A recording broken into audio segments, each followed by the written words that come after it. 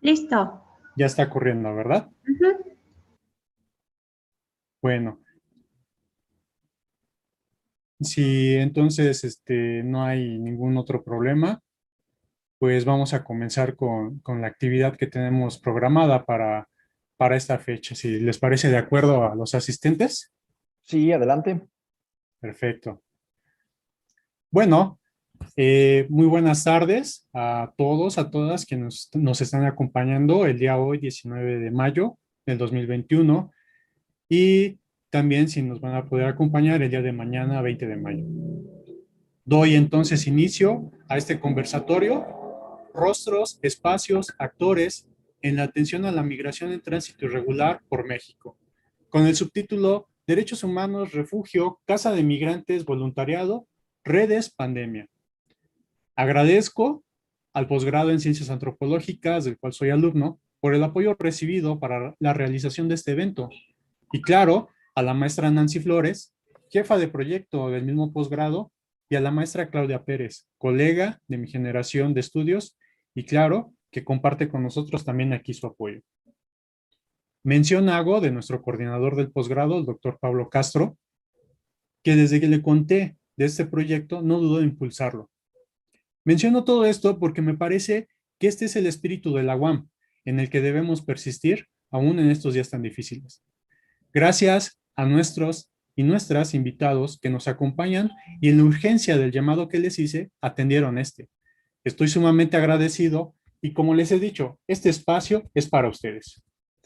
Cuando hablamos de la migración en la vida cotidiana, nos imaginamos muchas cosas, algunas de estas en ocasiones difusas o desconocidas totalmente. En concreto, este conversatorio tiene como punto de partida tres ejes. Los rostros, es decir, saber de las personas que están atendiendo desde diferentes ámbitos las necesidades y problemáticas de las personas migrantes.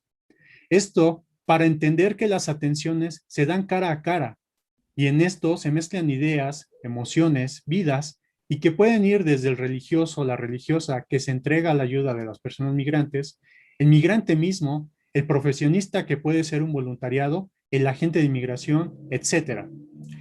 Los espacios, como esos lugares o referencias en donde la migración es visibilizada, el tren, la vía, la frontera, la calle, las casas de migrantes, etcétera.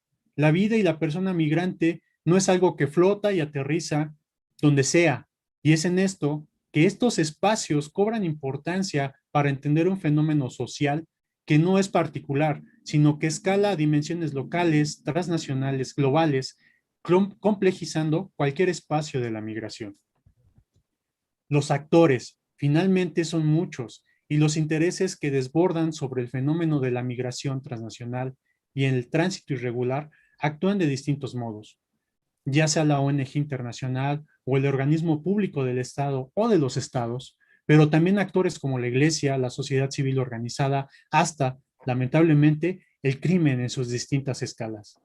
México es un territorio y espacio de tránsito para la migración que se tipifica como de tránsito irregular o no documentada.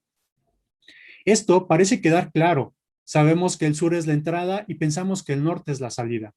Esta visión habrá que discutirla. Sabemos que hay hombres, mujeres de todas las edades, niños o adolescentes acompañados o no. La migración de la comunidad LGBT por motivos de odio es cada vez más evidente.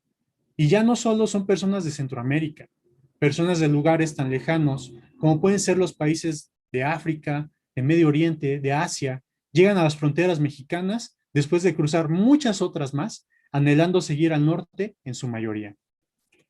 En todo esto, la pandemia por COVID-19 y los eventos climáticos han mostrado algo. La migración no se detiene, pero tampoco las injusticias hacia las personas migrantes y por otra parte, las políticas y las estadísticas sobre este problema, sobre este asunto, parecen solo apuntalarse en la contención para decirnos que existe una problemática. La cuestión es, ¿cómo se está atendiendo esta problemática y en qué lugares y en qué espacios? Es entonces que este espacio en que conversaremos con algunas personas, compañeros y compañeras, que desde sus espacios y como actores nos compartirán sus experiencias, prospecciones, y nos compartirán más que nada cómo es que siendo parte de esos espacios atienden a la población migrante que está en tránsito por México. Tal vez la propuesta final es evitar el decir tránsito irregular. Finalmente, ¿quién es quién en este mundo debería de ser una irregularidad por migrar en condiciones de vulnerabilidad?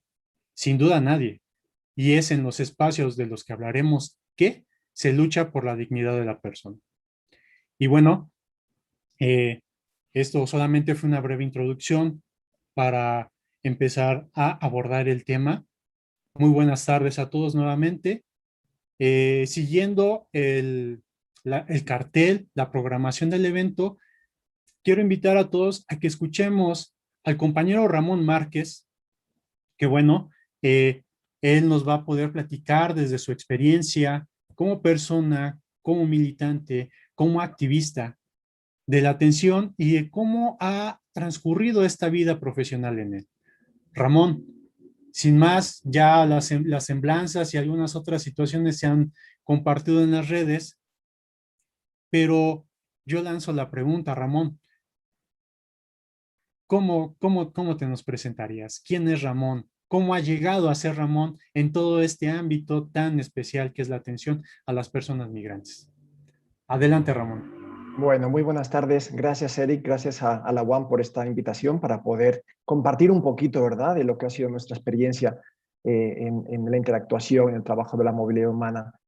Pues bueno, ¿cómo me presentaría? Pues me presentaría como una persona, un trabajador humanitario, como una persona con un interés genuino por ayudar, con una persona que durante estos años, desde un proceso interno, desde hace ya como 10 años, me empecé a preguntar y me empecé a cuestionar si el modo de vida en el que yo estaba viviendo en Europa, en España, donde soy originario, realmente era lo que quería hacer con mi proyecto de vida, ¿no? Y desde esa reflexión, Eric, fue donde inició todo este punto de partida, ¿no?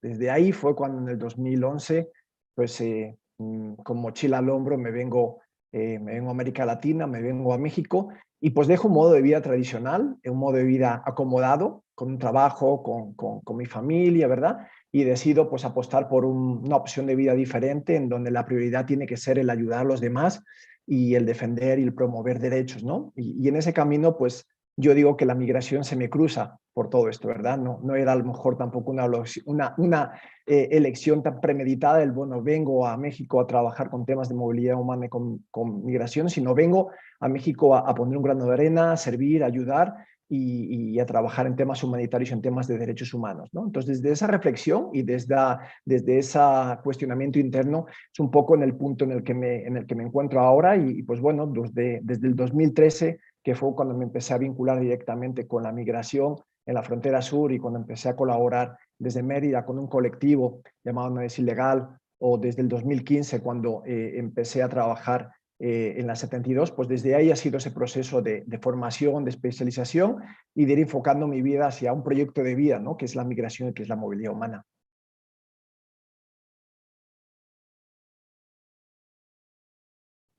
No se te escucha, Eric. Disculpa, tenía silenciado yo. Oye, pues muy interesante, claro, siempre es importante esta situación de entender, claro, ¿no? De qué es lo que pasa por la vida de una persona.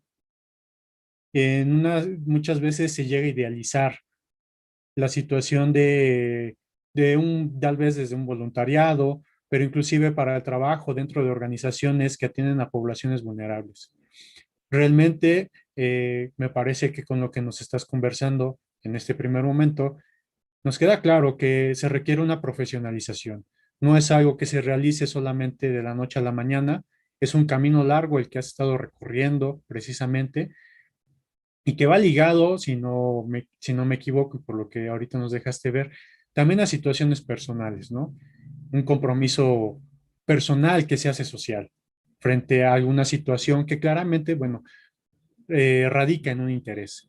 Oye, avanzando con esto y con todo esto que ya nos dijiste, ¿qué nos puedes decir de la presencia de esto que, vaya, todavía nombramos como ONGs que ya en algunos puntos ya se nombran como OSCs o de distintos modos, ya sabes, estos tecnicismos, pero que finalmente son organismos que pueden ser tan grandes, de un alcance internacional o de un alcance nacional, dependiendo del rubro. ¿Tú qué nos puedes decir sobre esto? ¿Cómo se han dinamizado? ¿Cuál ha sido su participación? ¿Ha crecido? ¿Se ha profesionalizado? ¿Qué ha pasado con estos organismos? Eh, los que claramente tú has tenido que también tanto participar en un modo de colaboración directa, como tal vez en una forma de estrechar vínculos, claro, ¿no? Desde distintas áreas. ¿Qué nos puedes decir de esto, Ramón?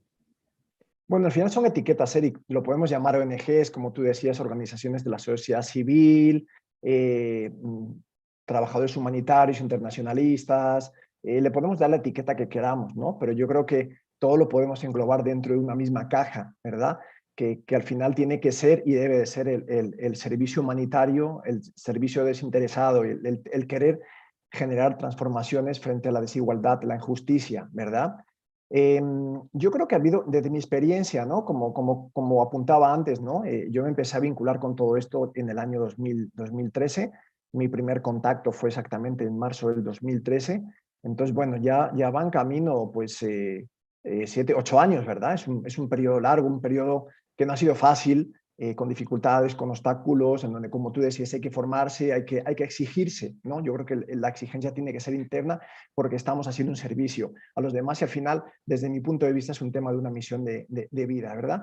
Pero en relación a tu pregunta, yo creo que sí ha habido momentos clave en el trabajo de la migración y de la movilidad humana en todo lo que tiene que ver con la participación de organizaciones de la sociedad civil, ONGs nacionales e internacionales, como tú decías, ¿no? Un primer momento que yo sí querría posicionar sería el periodo entre el año 2014 y 2015. En el 2014, recordemos, se produce la crisis de la niñez migrante en la frontera sur de Estados Unidos durante la administración Obama, en los meses de verano. Se pone contra las cuerdas a la administración Obama porque el tema de la niñez en la migración es un tema muy complicado con un costo político importante. Y el 7 de julio el gobierno de Peña Nieto presenta el programa integral de la frontera sur, donde es un programa de contención, de militarización, de reducción de los flujos migratorios, básicamente de hacer el trabajo sucio a los Estados Unidos, ¿verdad? Entonces, desde ese punto, 2014-2015, empiezan a cambiar, las dinámicas empiezan a mutar, ¿no?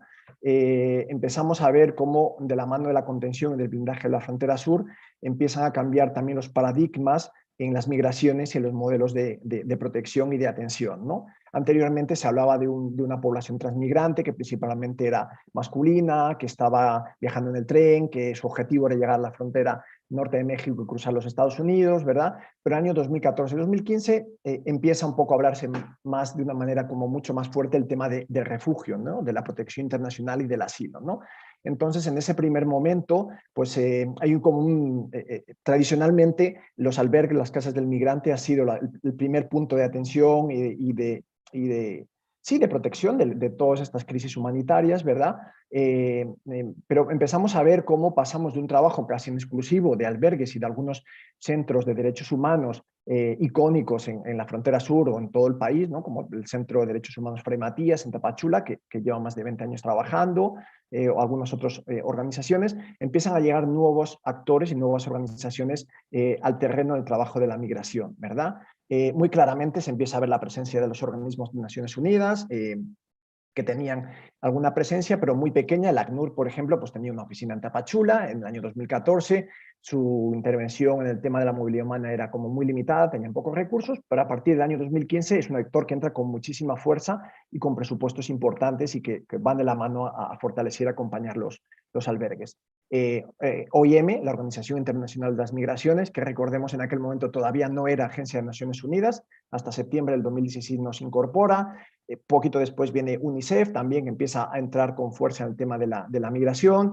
vienes a algunos organismos internacionales, como por ejemplo Médicos Sin Fronteras, que ya estaba presente, pero que empieza a tener un trabajo como mucho más articulado en la frontera sur y en otras partes del país. Cruz Roja Internacional empieza también a movilizar más equipos, Asylum Access, que es una organización que viene a trabajar exclusivamente con casos de refugio. Entonces, en ese momento se ve que muchos actores llegan y sobre todo se ve como muy claramente en la frontera sur, ¿no? En el caso concreto de Tenosique, y bueno, está nuestra compañera Alejandra que podrá ampliar más de todo esto, se ve que prácticamente hay un actor en exclusiva que está trabajando en la migración, que es la 72, a los múltiples actores que están trabajando ahora mismo en el terreno, ¿no?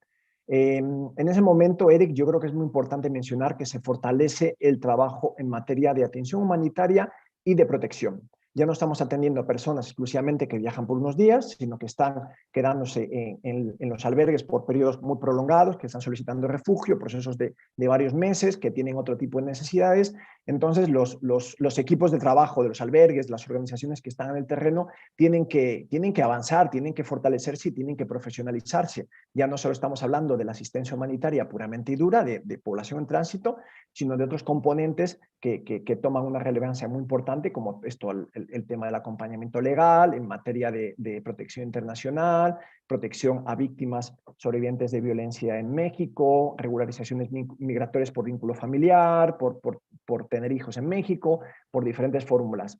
Otro componente importante que hay que mencionar es el componente en el acompañamiento psicosocial.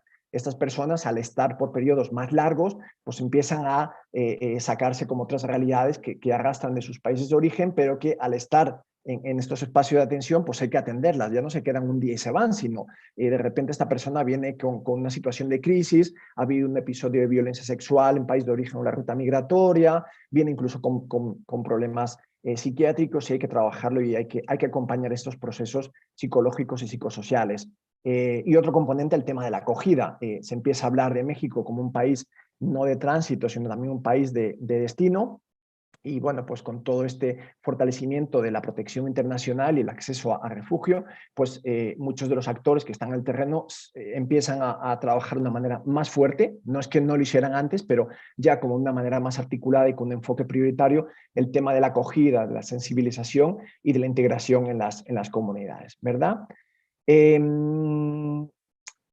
Otro momento en cuanto a todo la llegada gradual de nuevos actores, yo citaría el año 2019, y 2019 por dos puntos muy concretos, ¿no? En primer lugar, la implementación en enero del programa Quédate en México, el programa MPP, en donde la administración de Trump pues dice, los solicitantes de asilo que van a entrar al territorio mexicano durante su cita a corte ya no lo van a pasar en territorio estadounidense, sino van a ser retornados a México y van a tener que esperar en la frontera norte con unos niveles de violencia brutal, ¿no?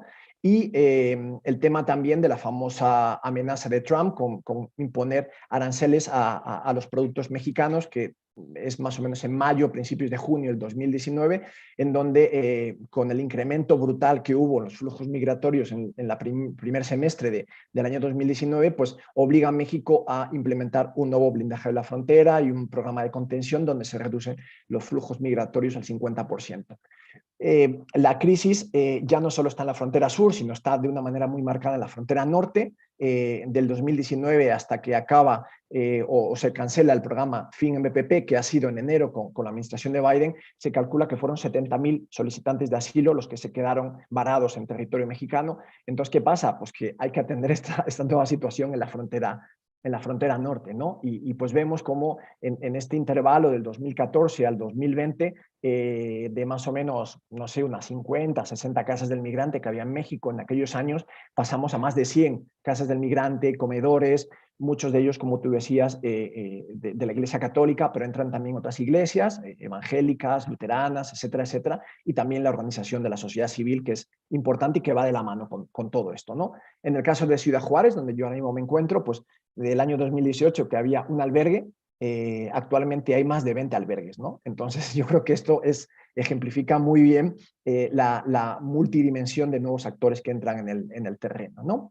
Y bueno, en el caso específico de Ayuda en Acción, organización en la que yo trabajo y en la que estoy coordinando el programa de migración desde septiembre del año pasado, pues bueno, nosotros un poquito tuvimos algunas iniciativas desde el año 2010, 2011, pero realmente el punto de inflexión para nosotros como organización en trabajo en materia de migración pues tiene que ver en el 2020, ¿no? Donde conseguimos que se apruebe un proyecto de protección humanitaria con apoyo de la cooperación vasca, de la Agencia Vasca de Cooperación al Desarrollo, y donde vamos de la mano en el trabajo articulado con 3 albergues de México, ¿no? La 72, la Frontera Sur, que está nuestra compañera Alejandra, la Sagrada Familia en Apizaco, Tlaxcala, muy cerquita donde está Betty, ahí cerquita de Puebla, y en la Frontera Norte, pues Casa Monarca en Monterrey, ¿no? Y es un proyecto en donde intentamos acompañar y fortalecer a los albergues, ¿verdad? Ir de la mano, trabajar de una manera pues como muy horizontal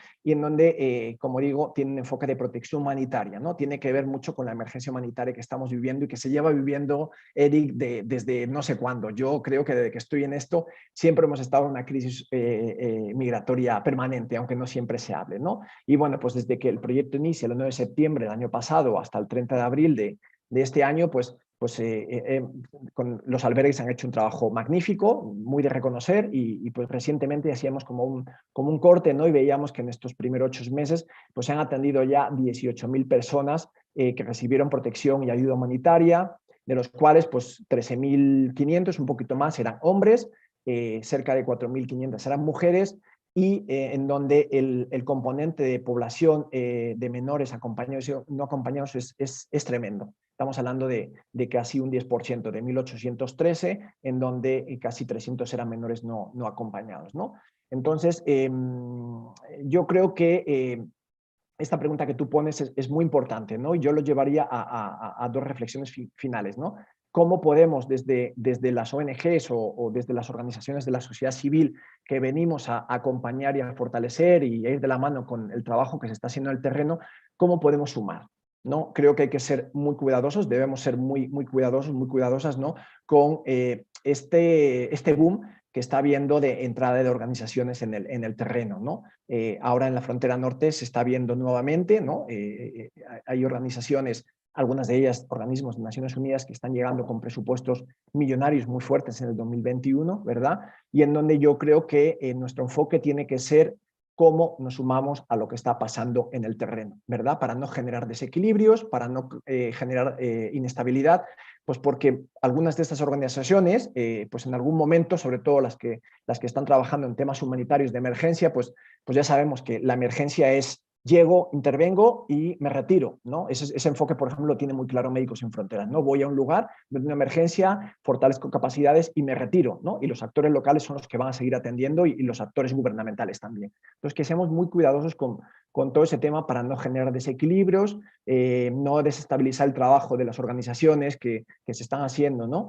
Y bueno, pues para finalizar, desde Ayuda en Acción, pues un poquito como la reflexión que nosotros estamos haciendo es cómo podemos sumar, ¿no? Y estamos reflexionando mucho en este 2021, no solo dar continuidad al proyecto que tenemos en marcha, sino también cómo podemos ir incluyendo una mirada más regional. Nosotros tenemos oficinas nacionales en Guatemala, Salvador y Honduras. Es un reto el cómo nos podemos articular con estas organizaciones y con otros espacios de red que están trabajando en los países de origen, cómo podemos mirar las causas raíz de lo que está pasando en la migración, en el desplazamiento forzado en Centroamérica, ir también moviéndonos un poco del enfoque humanitario. Nuestra organización tiene un enfoque prioritario en el desarrollo, ¿verdad? En crear oportunidades de vida, en la empleabilidad, en la educación, cómo podemos ir incorporando esa mirada en el tema de la migración en la región y cuáles son los grupos a los que vamos a ir priorizando, ¿no? Son muchísimas las realidades que hay que atender, pero bueno, desde esta reflexión nosotros nos estamos viendo más enfocándonos hacia trabajar prioritariamente con poblaciones femeninas, población LGBT, población retornada. Ahora mismo pues acabamos de presentar un proyecto en la parte de Puebla, ¿no? Para trabajo con mujeres mexicanas retornadas, que creo que también es otro enfoque que debemos de ir incorporando en algunas organizaciones, ¿no? El tema de la migración mexicana, ¿no? Y sobre todo, la gran preocupación es cómo podemos atender las violencias que están sufriendo las personas en movilidad y que se encuentran en una mayor situación de vulnerabilidad, ¿no? En concreto, la violencia sexual y en tema de género, pues creo que es como el gran caballo de batalla que llevamos viendo en el tema de la migración durante estos años. Oye, Ramón, esto ha sido, sabía yo que tú nos podrías explicar de una muy buena manera esta cuestión de las ONGs, que la cuestión era, ¿no? También entender cómo regularmente en la cotidianidad, que es donde pues la mayoría de nosotros, la persona común, pues cuando escuchamos hablar de esta ONG o de esta OSC, o inclusive, ¿no? Si nos referimos a los comedores o casas, albergues para personas migrantes, de pronto parece que los vemos como si fueran puntos independientes que están regados sobre todo el territorio. Pero como tú muy bien nos has expuesto, si bien estos puntos sí están dispersos, también están vinculados de cierta manera. Tal vez no algunos tan fuertemente, algunos son incluso, vaya, tal vez no haya ningún tipo de relación, pero la colaboración en extenso, en un problema más grande que rebasa, eh, digamos, la práctica de una sola persona, se atiende precisamente desde una organización más fuerte, ¿no? De distintos modos. Todo esta parte del proyecto que nos comentas en Ayuda en Acción, la problemática de la migración, como vemos y hemos ya sabido, es algo que no se detiene, que sigue persistiendo, una problemática que hay que atender de distintas caras, pero que también conlleva otros tipos de aspectos, ¿no? La cuestión de género, la cuestión de atender a los menores migrantes no acompañados, eh, hasta batallas, digámoslo así, un poco más técnicas, como tendría que verse en la discusión de las políticas públicas, la cuestión de cómo se han implementado estas políticas frente, que vaya, no quiero yo ponerlo como si fuera solamente un dicho, lo sabemos y hemos visto, ¿no? Que estas políticas tienden a ser más de contención que de atención hacia una problemática. Y ahora, ya para estar finalizando este primer segmento contigo,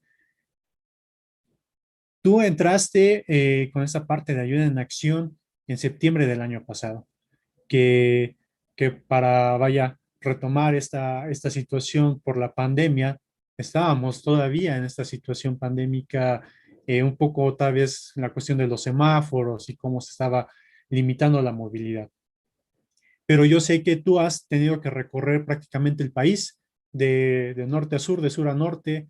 eh, y dime tú, ¿cómo has visto esta situación con la cuestión de la pandemia de por medio y cómo posiblemente, no que afecte, pero sí cómo construye tu visión frente a la problemática y claro, frente a tu trabajo que realizas? ¿Qué ha ocurrido? ¿Qué pasa? Porque pues no es poco el tiempo, ya estamos casi prácticamente, bueno, por lo menos de pandemia, ya más de un año, pero tú también has estado laborando por más de un año en una situación que no es menor, también es delicada, claro. ¿Qué nos puedes decir de eso, Ramón? Bueno, a mí me tocó justo mi finalización en la frontera sur, en la 72, me tocó los meses de marzo y abril, que fue cuando entró la pandemia, me tocó vivirlo un poquito, y luego, como tú dices, desde septiembre y afortunadamente, y digo afortunadamente porque es una maravilla poder visitar los albergues periódicamente y poder ver cómo están haciendo ese trabajo. Creo que habría muchísimo por mencionar. Solo voy a apuntar algunas cositas y luego si hay tiempo hablamos porque sé que estamos quedándonos sin tiempo, ¿no? Yo en primer lugar querría decir como punto número uno es que nada ha parado los flujos migratorios como la pandemia.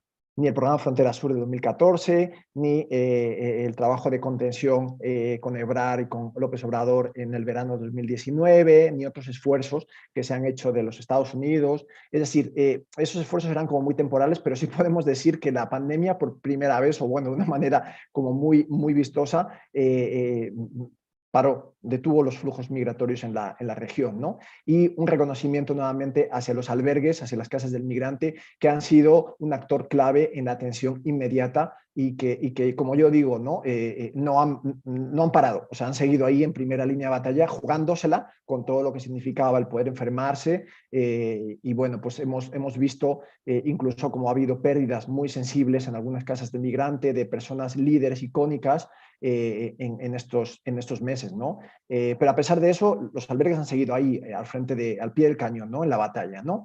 Un momento muy preocupante fue cuando en abril del 2020 se incrementa la presión por parte de la sociedad civil y de las casas del migrante para que se liberen a las personas que están detenidas en las estaciones migratorias. El Instituto Nacional de Migración empieza a liberarlas de una manera muy caótica, ¿verdad? Y vemos cómo de repente hay que atender esta realidad y muchos de los albergues del centro y del sur, como Luta, como Palenque o como la 72 u otros espacios, de repente se ven con esta situación de, bueno, ¿qué hacemos y cómo podemos ir atendiendo a esta gente que se queda varada, que no puede avanzar hacia el norte, que la frontera está cerrada, que no pueden cruzar a Guatemala, que sus países no permiten el reingreso y es como, bueno, ¿y ahora qué hago? ¿Dónde recibo protección y dónde me quedo? ¿No? Entonces es un primer momento que hay que mencionar, ¿no?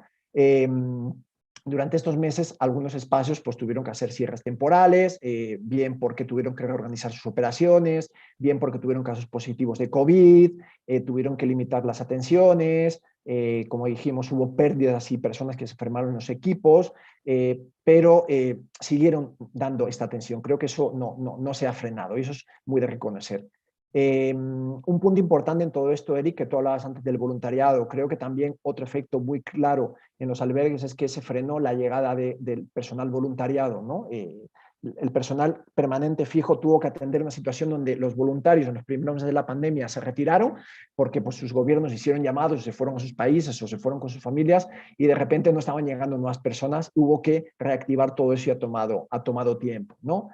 Hubo obstáculos en el acceso a la justicia, en regularizaciones migratorias, aunque Comar no frenó ni cerró la posibilidad de solicitar asilo en México, sí hubo muchísimas demoras en las resoluciones, en la entrega de documentos, eso demoró muchísimo. Por poner otro ejemplo claro, hubo también un parón y una demora en el programa de integración laboral de personas reconocidas como refugiadas que gestiona la ACNUR, ¿no? Todas las personas refugiadas reconocidas en el sur y que son desplazadas a ciudades del centro y norte para su integración laboral, pues esto paró.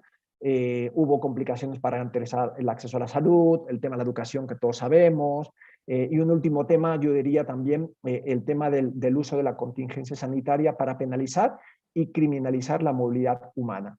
El cierre de fronteras, el detención de las caravanas, las dos últimas caravanas fueron detenidas de una manera muy enérgica, incluso con violencia y con violaciones a derechos humanos por el gobierno guatemalteco, el propio título 42, que es esta póliza que incluye el gobierno de Trump en sus últimos meses, donde bajo la contingencia sanitaria prohíbe e imposibilita el ir a solicitar asilo en la frontera sur de Estados Unidos, y esto sigue vigente, es muy importante enfatizarlo porque el gobierno de Biden no lo ha eliminado y todavía a día de hoy es imposible solicitar asilo en los Estados Unidos y está provocando un retorno masivo de poblaciones hacia la frontera norte de México. Pero bueno, y ya para finalizar, a lo mejor alguna de mis compañeras lo puede retomar o mañana, yo sí querría enfatizar el tema en el tema de la pandemia, que todavía llevamos este año y 2 meses, el repunte en los flujos migratorios que se ha visto de finales de diciembre y principios de los primeros meses de este año, ¿no?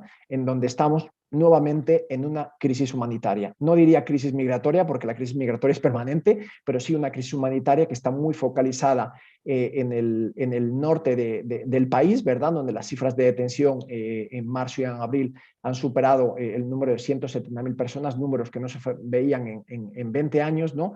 Y bueno, en el caso de la frontera sur, pues está ahí Alejandra que podrá pues un poquito compartir cómo también lo están viviendo, ¿no? Pero donde también pues se ve una situación muy crítica en donde nuevamente pues, los albergues tienen que ver cómo le van haciendo porque las respuestas por parte del Estado mexicano son muy limitadas, muy escasas y se están quedando cortas en esta nueva crisis. Muchas gracias, Ramón. Muchas gracias. Y bueno, para atender lo mejor posible el horario de la programación, eh, afortunadamente la señora Norma sí nos está acompañando. Había tenido un pequeño inconveniente, pero aquí está con nosotros.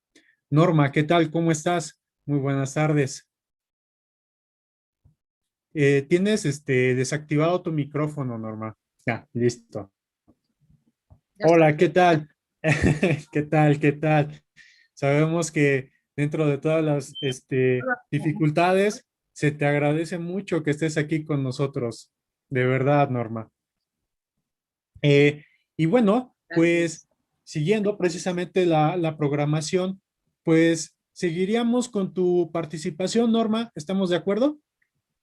Sí, claro. Sí, por supuesto. Claro, bueno. Mira, Norma, pues esto básicamente, como ya pudiste escuchar a Ramón, pues es escuchar, ¿no? ¿Qué nos puedes tú platicar?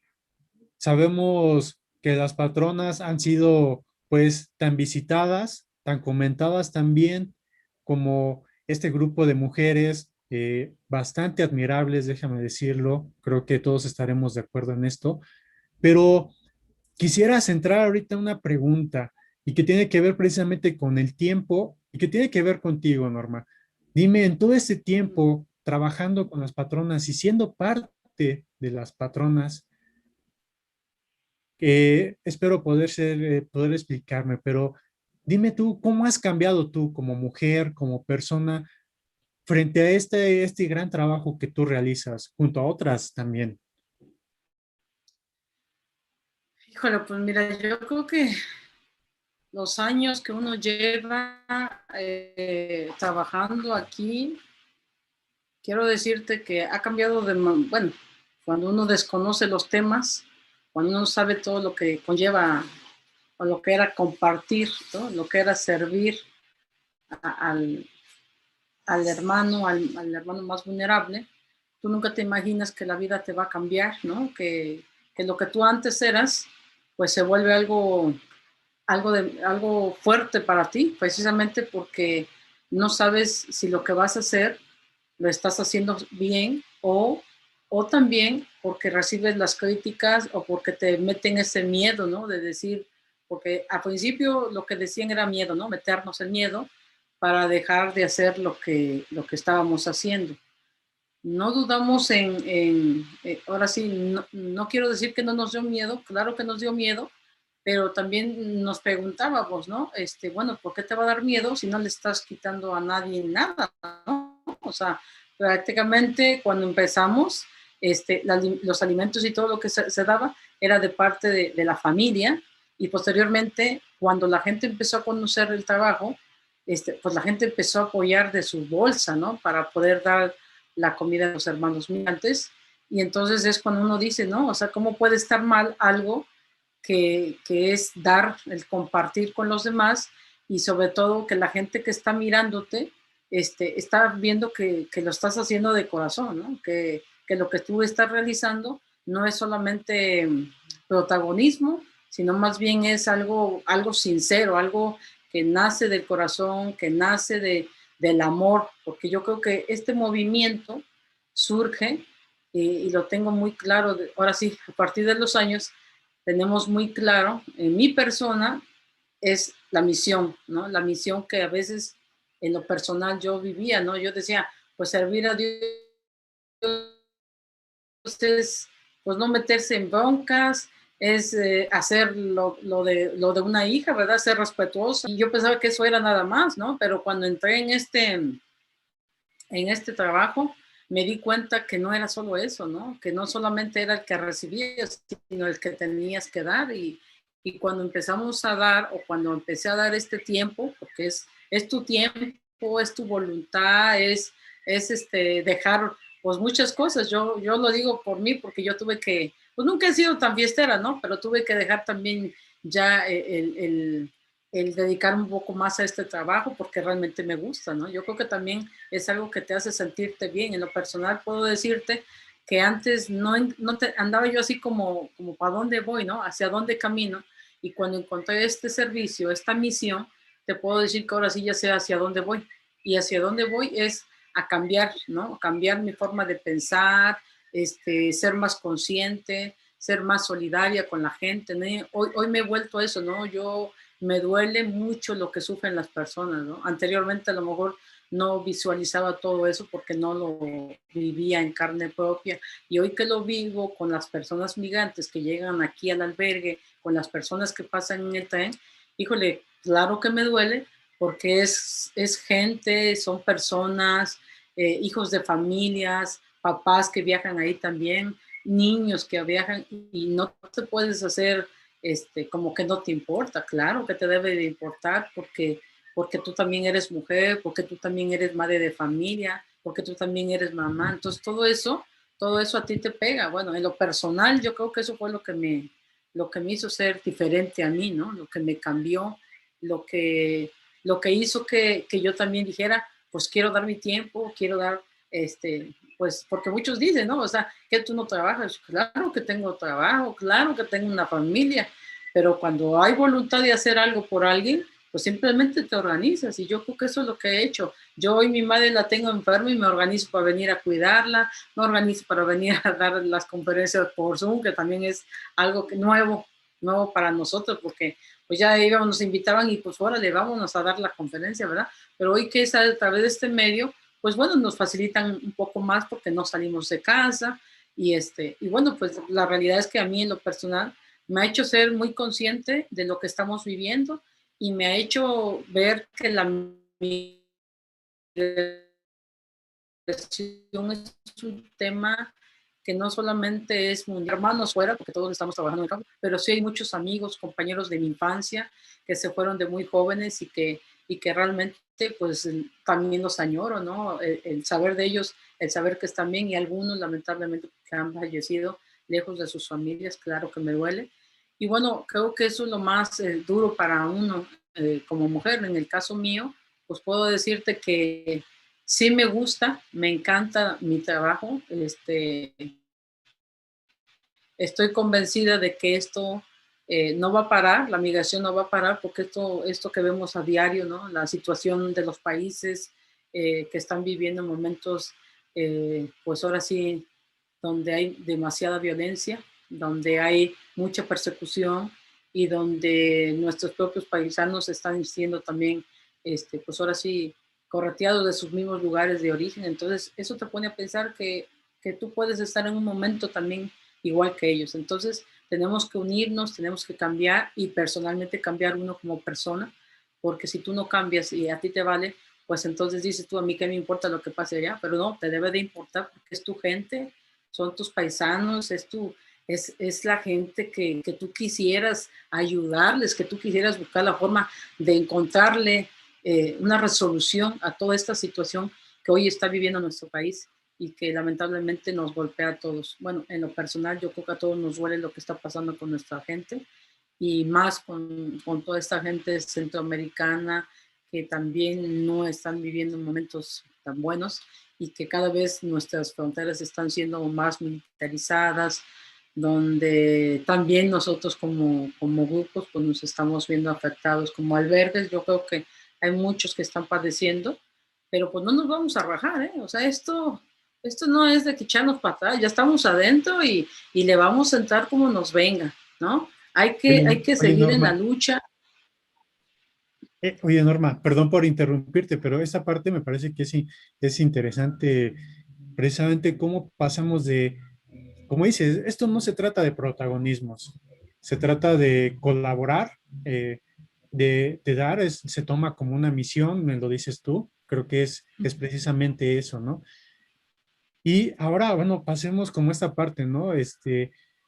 Como conjunto, como ustedes, como un grupo de mujeres bastante fuertes, ¿no? Que inclusive quien tenga el interés y revise tu biografía disponible en redes, pues podemos ver desde que has recibido nombramientos, nombrada la mujer más poderosa por la revista Forbes, todo esto, pero finalmente, eh, para ti y por lo que nos dices, es esta misión de compartir, de atender, inclusive podría decir, de sentir igual o tratar de sentir igual que el otro. Frente a todo esto, y tú como vocera de las patronas, ¿qué nos puedes decir del grupo, de todas las compañeras, tú con las compañeras? ¿Qué problemas han enfrentado? Y precisamente ahora en la pandemia, ¿no? ¿Qué circunstancias se les han, vaya, presentado? Que claro, pueden ser desde personales, familiares, pero también dentro de la comunidad allá en La Patrona. Y, y bueno, claramente también cómo esto. ¿Cómo ves tú el trabajo de las patronas en un futuro próximo? No hablemos de dentro de 10, 20 años, no, un futuro próximo, tal vez en los próximos 2 años, 3 años. Sabemos que esto de la pandemia es un claro ejemplo de cómo nos vino a cambiar todo. Se nos vino a mover todo y a ver cosas que no habíamos tomado en cuenta, que probablemente nos habrían pasado, ¿verdad? Pero que ahora se aceleraron. ¿Qué nos puedes decir de eso, Norma? Pues bueno, mira, a nosotros en lo personal sí nos vino a afectar. Bueno, para empezar, el miedo, ¿no? Es que ese es el problema que siempre cuando esto en el 2020, cuando 2019 estábamos súper bien trabajando con la gente, las ayudas, la gente estaba, ahora sí, apoyando a nuestro albergue y de repente viene esto de la pandemia y paraliza las ayudas. Ese es uno de los primeros problemas que tuvimos, que paralizaron la ayuda porque mucha gente empezó a tener miedo y también nosotros no sabíamos cómo enfrentar esto porque empezaron a decir que no, pues que nos íbamos a contagiar, que mejor cerráramos, que no nos expusiéramos. Y entonces nosotros, bueno, en el plan que nosotros tomamos fue, a ver, es que no podemos pensar en el miedo. Ya estamos expuestas, ¿no? Desde que iniciamos el trabajo, ya estábamos expuestas. Entonces, ¿por qué vamos a tener miedo? Hay que agarrar las cosas, pues hay que pensarlas, vamos a meditar y empezamos a ver, ¿no? Una de las cosas que quiero decirte es que cuando empezó la pandemia, solamente se decían muchos díceres, pero nadie vino a decirnos, mira Norma, esto va a pasar así, tenemos que ayudarlas. Precisamente nosotros no teníamos ni información, ¿no? Sino más bien lo que se escuchaba. Y entonces, bueno, pues visité la clínica del pueblo, hablamos con el doctor y la doctora que si dada la situación, que se presentara un caso en el albergue, qué teníamos que hacer, cómo debíamos de actuar con la persona. Y entonces, bueno, nos dijo, ¿no? Bueno, para empezar, ustedes tienen que protegerse, tomamos las medidas, ¿no? Las medidas necesarias, porque decidimos en ese entonces, nosotros platicamos, decíamos, no podemos cerrarle las puertas a los migrantes, porque si entonces cerramos las puertas a los migrantes, ¿cómo vamos a saber cuántas personas vienen enfermas y cómo los podemos dejar en la calle? No, no podíamos dejarlos en la calle porque si de por sí estábamos hablando de un contagio, pues allá afuera iban a ver un contagiadero también, entonces teníamos que parar eso, ¿no? Y una de las formas que era dejarlo entrar, ver cómo se estaba monitoreando las personas que llegaban y tenían algún síntoma para poder desapartarlas, ¿verdad? Pero quiero decirte que hasta el día de hoy no se presentó ningún caso, bendito sea Dios, y tampoco ninguna de las mujeres se enfermó hasta hoy. Entonces, pienso que las medidas que tomamos fueron las necesarias, ¿no? Y aparte, yo creo que Dios nos ama tanto porque mira que cuidar a los migrantes, sin los que vienen atravesando todo el sureste, sin protección alguna, llegaron bien, ¿no? O sea, hasta aquí llegaron muy bien. Y bueno, decidimos que teníamos que tomar esto. Segundo, empezamos a ver que ahorita pues se nos complicó un poco también el tema con el Instituto Nacional de Migración, porque anteriormente nosotros estábamos apoyando con visas humanitarias a personas pues que lo necesitaban, ¿no? Y que realmente era algo que ya lo habíamos hecho año con año desde que empezamos a trabajar en coordinación con las dependencias de gobierno, pero lamentablemente en eh, este nuevo delegado que llegó hoy al instituto, pues nos ha complicado el trabajo, ¿no? Sabíamos que eso podía pasar, pero pues dijimos, bueno, hasta ahorita nos ha funcionado todo perfecto, no hemos tenido ningún problema y hoy ya tuvimos pues ahora sí como este choque, ¿no? Entonces, pero no dudamos en que pues esos son pasajeros, ¿no? Estas personas que llegan aquí son pasajeras y el camino que nosotros llevamos no es pasajero, este camino va a seguir, entonces pues no nos vamos a detener. Ese es un tope, es un obstáculo que se presenta en el camino, pero no nos va a detener. Tenemos que seguir trabajando con los muchachos, con todas las personas voluntarias, con las visitas que hoy ya están llegando nuevamente, que se están coordinando para seguir ayudando nuevamente, porque ya, pues ya estamos en una fase un poco ya más tranquila, ¿verdad? Entonces, las mujeres hoy dijeron, ¿no? Esto era algo que no se había vivido, pero que también nos hizo darnos cuenta que sí estamos preparados, ¿no? Que no estamos ahora sí, no estamos muy conscientes y estamos muy claras hacia dónde vamos y hacia dónde queremos llegar. Y yo creo que ellas, como voluntarias que son, saben que esto es algo que en lo personal ellas se sienten felices, ¿no? De ayudar, de estar un día, porque hoy en día pues estamos organizadas, ¿no? Cada mujer tiene un día para venir a hacer la preparación de los alimentos, de igual forma atender a los migrantes que llegan en su día. Y bueno, en el caso de Norma, en el caso pues del mío, buscar las ayudas, tocar las puertas, seguir tocando puertas.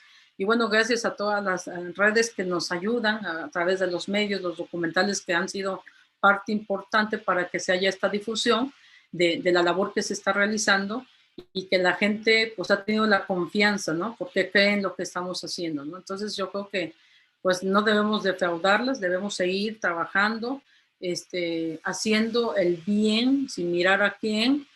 Y bueno, pues que los obstáculos que nos hemos puesto, porque realmente también como grupo también hemos tenido nuestros problemas, ¿verdad? Algunas con sus familias, algunas pues por enfermedades, pero ahí siguen, o sea, no dejan de no apoyar. Ellas saben que cuando una persona tiene un problema, pues simplemente lo avisa y ahora sí, como dice, se sale un poquito mientras arregla su problema y posteriormente regresa. Entonces, uno está consciente de que pues eso puede pasar en cualquier familia.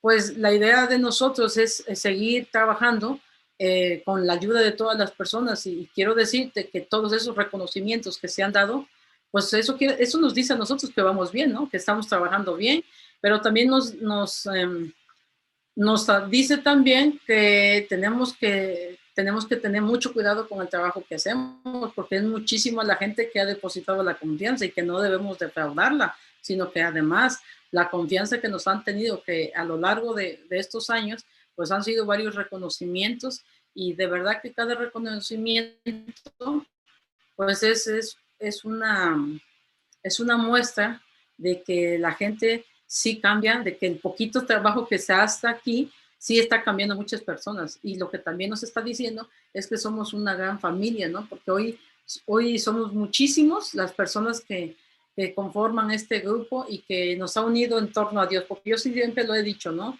Esto no sería posible sin la ayuda de Dios. Realmente nos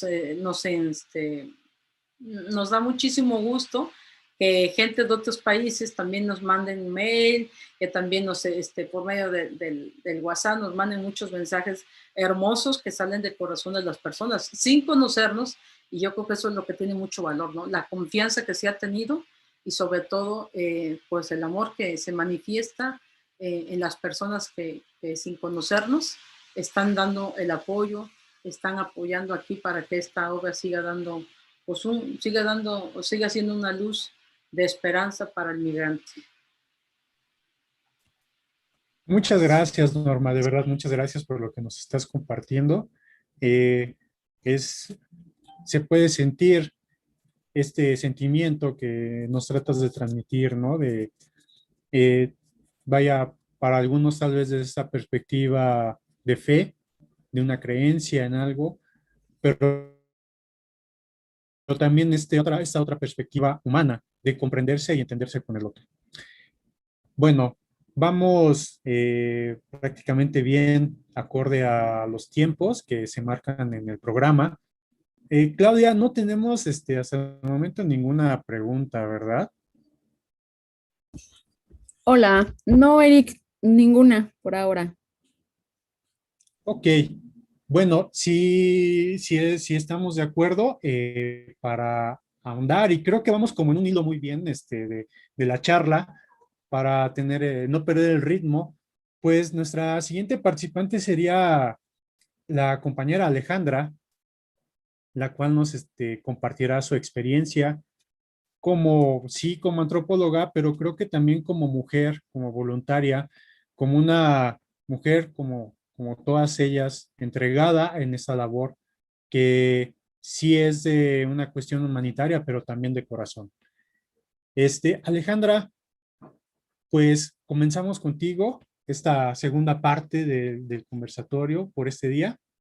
Y pues bueno, yo empezaría con una pregunta bastante, creo que parece simple, pero implica muchas cosas. Dime tú, ¿cómo fue que decidiste entregar tu labor, tu trabajo y pues tu tiempo y esfuerzos en la atención a las personas migrantes y particularmente en la 72? ¿Qué fue lo que aconteció en tu vida como para tomar esta decisión? Bueno, pues antes que nada, buenas tardes a todos. Un gusto pues ver aquí a compañeros, colegas de lucha. Que ahora sí, bueno, ¿cómo puedo empezar? Yo creo que fue, no sé si destino, poco a poco la vida me fue poniendo en este camino, ¿verdad? Soy antropóloga de profesión, pues como bien dijiste, ahora sí que desde que inicié en el camino de la antropología, docentes de la Universidad de Quintana Roo, la doctora Alicia Sierra, la maestra Xochitl Ballesteros, con ellas pues, me fui acompañando y empecé a trabajar con temas de migración interna. Ya en mi camino de maestría, cuando la maestra Xochitl Ballesteros justo nos presentó la 72 como un lugar donde ella había hecho voluntariado. Y pues decidí hacer mi proyecto de investigación relacionado con la problemática de salud sexual y reproductiva para personas migrantes, puesto que pues se había visto que no era un tema prioritario para las autoridades en ese momento, no dentro de la política pública. Sí se mencionaba, pero no había muchas acciones al respecto. Entonces fue como en el 2018 decidí llegar a la 72 a hacer mi voluntariado, presentándome ahí con mi amigo Ramón Márquez, ahora amigo. Y bueno, ¿qué te puedo decir? Me cambió prácticamente la vida. Venir aquí a la 72 como voluntaria fue hacer como esta transición de estar leyendo, estar viendo, informándome sobre la violencia que existe en la ruta migratoria hacia las personas migrantes, de verlo desde el ámbito educativo, desde el ámbito de investigación, a verlo de cara, ¿no? De frente. Yo creo que eso me marcó tanto como persona, como mujer y como antropóloga, ¿verdad? Afortunadamente mi maestría fue de antropología aplicada, una parte como más práctica de esta bonita disciplina, lo que me permitía justamente ampliar más y no quedarme nada más en el proyecto de investigación, el problema, la identificación del problema, sino ir más allá, ¿va? ¿Qué se puede hacer con respecto a esta problemática? Bueno, después de eso seguí viniendo tanto por mi proyecto de investigación, pero ya con interés también, uno de ayudar, de poner como mi granito de arena, y también pues eso no hubiera sido posible sin el acompañamiento y la ayuda de todas las personas que estaban en ese momento en la 72, ¿verdad? Tanto compañeros voluntarios, a personas migrantes, y también el equipo que formaba base en ese entonces de la 72, ¿no? Y fue, si no mal recuerdo, fue en junio del 2019 cuando justamente Ramón me comentó que había un proyecto de incidencia para coordinar el área de mujeres. Entonces, como mi tesis estaba muy relacionada en ese enfoque, me dio la oportunidad de apostar por esta coordinación, y pues sin pensarlo prácticamente le dije que sí, ¿no? Porque era justamente una manera de aportar, de que mi investigación aportara al terreno, que no se quedara nada más en un estante en la biblioteca, ¿verdad? Pues como la dinámica que existe en la 72 es prácticamente de emergencia, todo el tiempo no pude aplicar concretamente lo que era mi investigación, pero sí me permitió crecer y conocer más formas de ayudar, más formas de generar, ¿va? En mi trabajo en los 72 yo me he encontrado, sí, con historias de mucho dolor, con historias de sufrimiento, tanto desde país de origen como en tránsito, pero también me he encontrado con mujeres que luchan, con mujeres resilientes, con mujeres que a pesar de que han vivido los dolores más grandes, pues para ellas todavía siguen caminando, siguen en esta búsqueda por algo mejor para ellas, para sus familias, tanto las que vienen con ellas, las que están en país de origen o en país de destino, ¿verdad? Entonces es algo que me motiva día con día a seguir trabajando.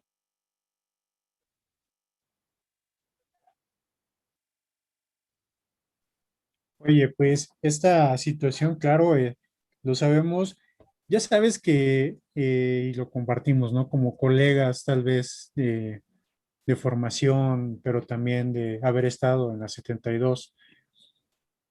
Claramente, tú sabes muy bien que se admira la labor de todos, de todas, pero ahora ya nos platicaste, ¿no? Esta cuestión de tú como mujer y cómo llegaste desde, pues desde un ámbito académico que realmente a veces es limitado, porque puede, claramente lo dijiste, ¿no? La metáfora está muy bien hecha o el dicho puede quedar en un estante, ¿no? O puede quedar en cualquier otro lugar, una investigación y no abordar más y más que nada, no hacer nada más, solamente quedar en un artículo o en algo.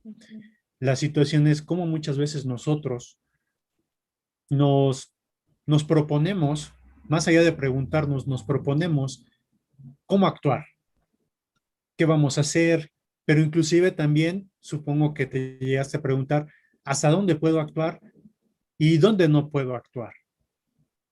En esa pregunta, creo que la respuesta, muchas de esas respuestas las hallaste y lo escuché ahora cuando me dices que empezaste a trabajar con las mujeres, ¿no?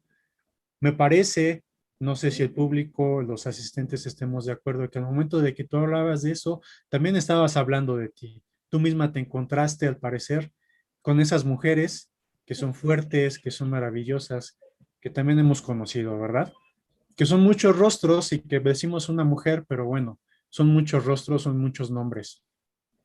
Pero yo sé que ahora tienes una labor que no es menor, no es menor y que me parece también importante conocer de ti y que tiene que ver con el trabajo que realizas en el 72 con el área de cambio estructural, que bueno, al público, bueno, tú nos platicarás mejor de qué trata esta área, pero básicamente tiene que ver con la cuestión de una incidencia en el tejido social y en un tejido social, en un municipio como este Nosique, con todas las especificidades que pueda tener con respecto a la migración. Nuevamente, creo que tú nos puedes platicar mejor de ello, pero finalmente es, ¿cómo has vivido esta etapa ahora, Alejandra? Porque yo sé que no es algo sencillo, no es sencillo solamente, y que claro, ¿no? También ya vienes con trabajo realizado por compañeros y compañeras Sí. detrás de ti en esta área. Pero ahora, tú que estás ahí, ¿qué pasa? ¿Qué haces? Y claramente también esta cuestión atravesada de la pandemia, la cuestión ahora de esta migración, que el compañero Rubén Figueroa bien ha estado platicándonos, una migración condicionada por el cambio climático, etcétera. ¿Qué ha pasado ahí, Alejandra? ¿Qué nos puedes decir tanto de lo que se hace en esa área como lo que tú has estado viviendo en esto? Bueno, gracias, Eric. Antes, pues que nada, sí quisiera como contextualizar, ¿verdad? Como bien comentaba Ramón, como bien comentaba Norma, creo que el COVID nos hizo replantearnos, bueno, tanto el COVID como otros movimientos, como la salida de Ramón, hizo que dentro de las 72 se reestructuraran varias áreas, varias, pues prácticamente nos quedamos como 3 personas en ese momento en abril, del equipo propiamente, como dijo Ramón, voluntarios pues decidieron también, y entendible, ¿no?, regresar a sus países de origen. Y fue un momento de ver, de reorganizarnos, de también llamar personas que quisieran colaborar con nosotros, y en ese momento se integró una compañera que ya había estado como voluntaria en la 72, Desiree. Ella pues tenía y tiene mucha experiencia en la atención a grupos, que en ese momento se llamaba atención a grupos vulnerables. Y como el área de mujeres estaba dentro de esa área, pues por la experiencia que tengo como antropóloga justamente, decidimos que estaría trabajando yo ya directamente en el área de incidencia, en el área, pues ahora sí que de trabajo con la población local. El área de incidencia, el área de cambio estructural de la 72, pues tiene 3 ejes, ¿va? Una que tiene que ver con la sensibilización a nivel local de la población tenosiquense para con el fenómeno migratorio. Y tiene otra arista que tiene que ver con los derechos humanos de las personas migrantes y de las personas defensoras de los derechos de las personas migrantes, ¿no? Como bien decía Norma hace ratito. Tanto la policía, los compañeros de migración, o el crimen organizado intimida a las personas que tratan de ayudar a los compas que vienen caminando, a los migrantes, ¿verdad? Entonces lo que se hace desde el área es un poco reforzar los derechos que ellos tienen como defensores, hablar justamente de cómo pueden ayudar, de que no es un delito, y también de denunciar los abusos en los que incurren las autoridades, ¿verdad? Como bien dijiste, ya tenemos, creo que desde el 2015 me parece, Ramón ahí me puede corregir, que se empezó a trabajar con las comunidades de la ruta.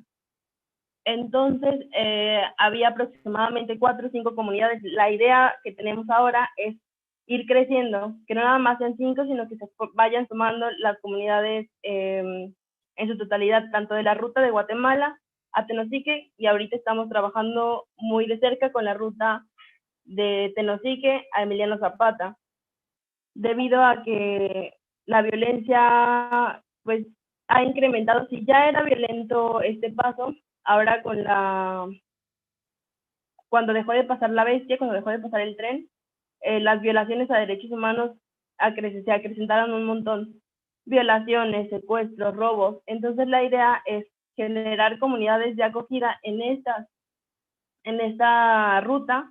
¿Para qué? Para que pues en conjunto, tanto población local, ya sensibles al fenómeno migratorio como con nosotros y otras organizaciones defensoras de los derechos humanos, podamos alzar la voz de manera más fuerte, ¿no? Si uno alza la voz solo, no se le va a escuchar, pero si alzamos la voz todos juntos, probablemente ahí haya un cambio, ¿no? Pues la idea es esta, ¿no? Fortalecer y trabajar con respecto a la sensibilización del fenómeno migratorio, de todas estas violaciones que sufren desde país de origen hasta por país de tránsito, y también tanto personas migrantes como las personas locales que intentan defender los derechos de esas personas. A grosso modo, como esa es la tarea que tenemos en el área. ¿Y cómo lo hacemos? Pues con actividades culturales, tratando de hacer mucho este encuentro y esta idea, ¿no? Esta identidad de que somos, antes que ser centroamericanos, antes que ser mexicanos, antes que ser estadounidenses, somos personas, ¿verdad? Antes de que todas las nacionalidades somos personas que nos gusta bailar, que nos gusta cantar, que nos gusta disfrutar de algunas otras maneras, y que hay conjunción. Ahorita estamos como en un proyecto muy bonito a través de la comida, a través de la gastronomía, poder hacer interacción, intersección con las comunidades de las 3 rutas que tenemos ahorita, que estamos visitando, y la comunidad migrante. Entonces, como han visto en la red, en la página de Facebook, pues hemos ido a comunidades de Zaragoza, a San Isidro Guasiván, a pues tratar de hacer como esta conexión entre personas migrantes y locales a través de el aprendizaje de las comidas típicas de Honduras y de El Salvador, como son las pupusas y son las baleadas. Entonces, planeamos ahora para el 19 hacer una actividad en donde cada comunidad presente un platillo y desde las 72 las personas que quieran de Centroamérica presenten también uno para pues poder llevar una dinámica de interacción. Oye, bueno, la labor de, digamos, la labor del albergue, de la casa, la 72, eh, tratando de ir enlazando, ¿no? Desde lo que nos platicó Ramón, lo que nos platicó en estos momentos Norma, y que seguramente ya nos estará abriendo paso para lo que nos pueda platicar Betty en unos momentos. Precisamente se construye, ¿no? No sé si eh, estemos de acuerdo con esta parte de la colaboración, que en un principio, con esta colaboración se puede hacer extensiva, ¿no? Aquí hablamos ya contigo, hacia las comunidades, es decir, hacia las personas de los distintas, pueden ser colonias, las calles, las rancherías, el ejido, precisamente, ¿no? Si hablamos de regiones como Tabasco, etcétera, en el sur.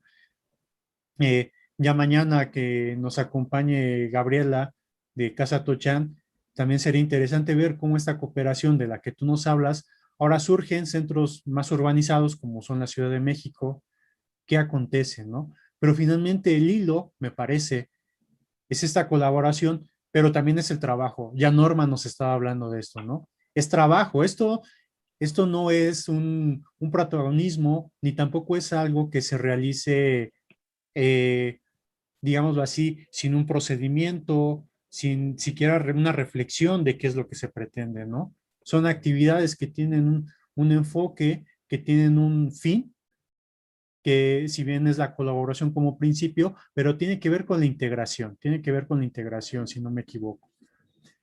Ahora, dime tú, precisamente esta integración, ¿ha sido complicada? ¿Ha sido complicada con las actividades que tienes? Digo, parece una pregunta bastante obvia, claro, en un contexto como el que estamos tratando de abarcar, pero nuevamente, ¿no? En el sentido de hablar con personas que inclusive público que pueda llegar a ver esto en un momento o algo así, que se preguntan, ¿no? Nuevamente, ¿qué hacen? ¿Por qué lo hacen? Otro punto clave me parece es esa parte, ¿no? La integración. ¿Esa integración ha sido complicada, Alejandra?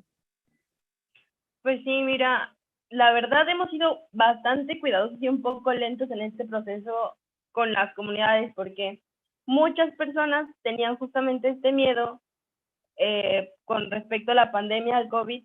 Una, de continuar la ayuda a las personas migrantes, ¿no? Que venían caminando, tenían como mucho ese temor. Entonces, pues ahí ya tocó organizar pláticas y jornadas como de cómo ayudar sin, sin sin correr un riesgo mayor, ¿verdad? Entonces, afortunadamente, Médicos Sin Fronteras ahí también nos ayudó bastante, tanto dentro de la 72 como ayudándonos con algunos protocolos, a generar protocolos de atención para no correr riesgo al recibir a las personas, ni que las personas que entran tuvieran algún riesgo, ni las que ya estaban dentro. Y fuimos también acompañados de ellos a las comunidades a pues justamente esto, ¿no? Con charlas de cómo ayudar, cómo cuidarnos, pues sobre el uso del cubrebocas, el lavado de manos, como todo esos protocolos, ¿verdad? Entonces, eso por un lado.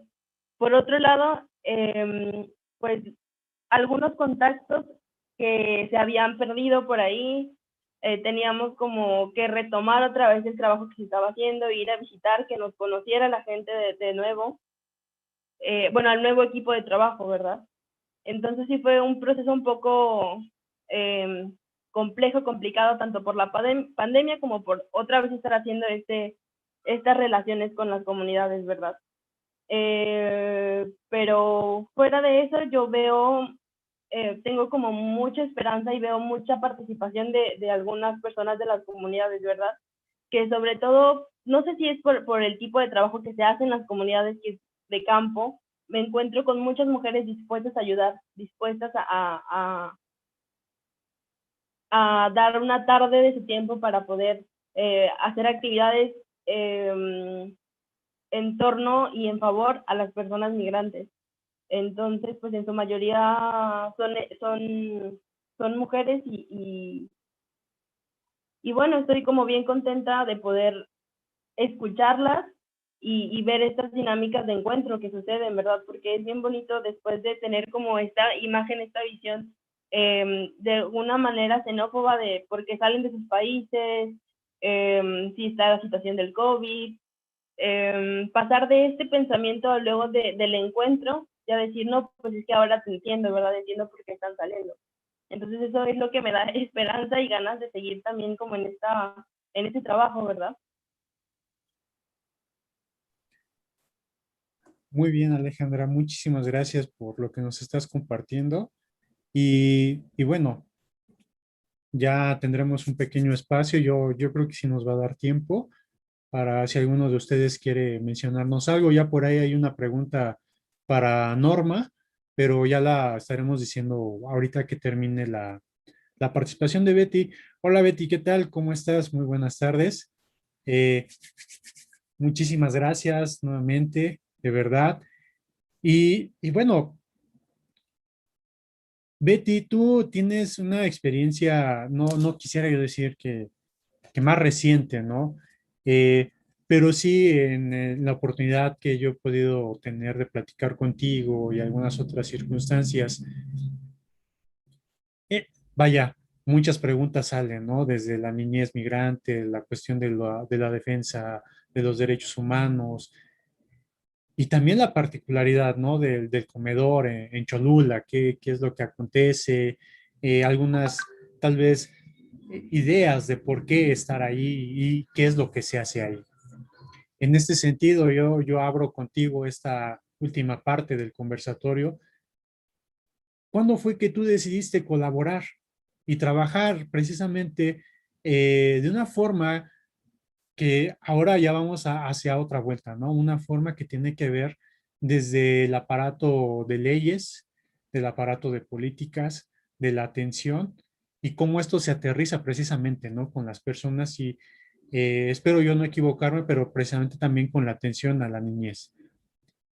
¿Qué es lo que ocurre ahí, Betty? ¿Qué nos puedes contar de eso, Betty?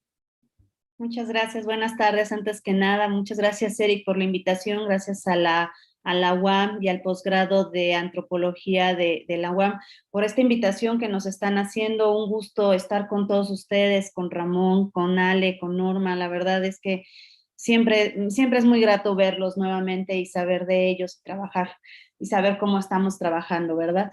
Pues bueno, realmente yo creo que esta inquietud de trabajar con los migrantes y estar con esta parte del derecho, de la protección de los derechos humanos, como bien lo acabas de decir, de las políticas, pues inicia desde que empiezo los estudios de la licenciatura en Derecho.